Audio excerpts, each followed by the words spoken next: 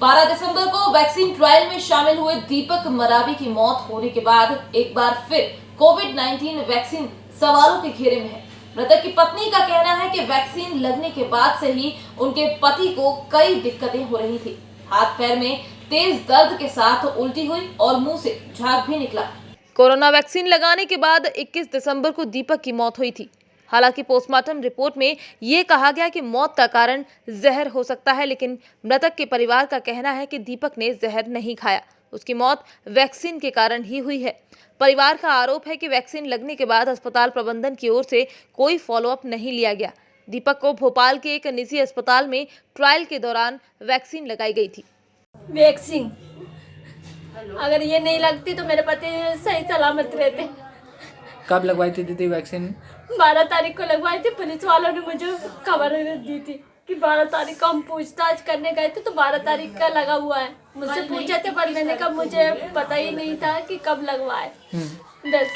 और ये जो पीएम रिपोर्ट आई है ये सही नहीं है? ये सही नहीं है। ये डॉक्टरों ने मिलके घपला करे हैंगे, क्योंकि पीपुल्स वाले डॉक्टर भी वहाँ पे पहुँच गए थे।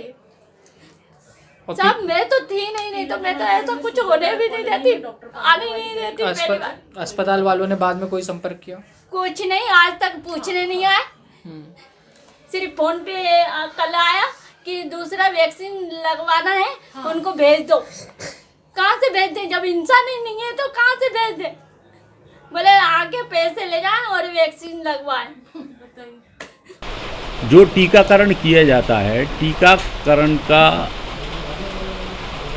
आफ्टर इफेक्ट तात्कालिक अगर कोई रिएक्शन होता है तो विदिन 30 मिनट 15 से 30 मिनट में जिसको टीकाकरण किया है उसमें एक इफेक्ट आता है जिसको हम कहते हैं एनाफाइलिस।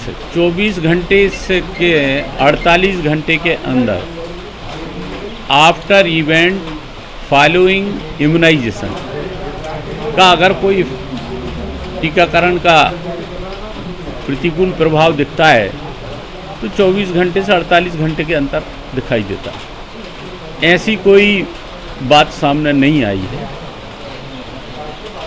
जैसा कि बताया गया कि एक हफ्ते के बाद जिसको टीकाकरण की ट्रायल हुई थी उसकी मृत्यु हुई है। जो मुझे जानकारी मिली है कि जो उनकी पत्नी ने जो बताया है कि मृत्यु के पहले उनके मुंह से झाग निकल रहा था, जो कि इंडिकेट करता है कि ये आफ्टर इफेक्ट फॉलोइंग इम्यूनाइजेशन का नहीं है। दूसरा पोस्टमार्टम हुआ है। पोस्टमार्टम की प्रारंभिक जो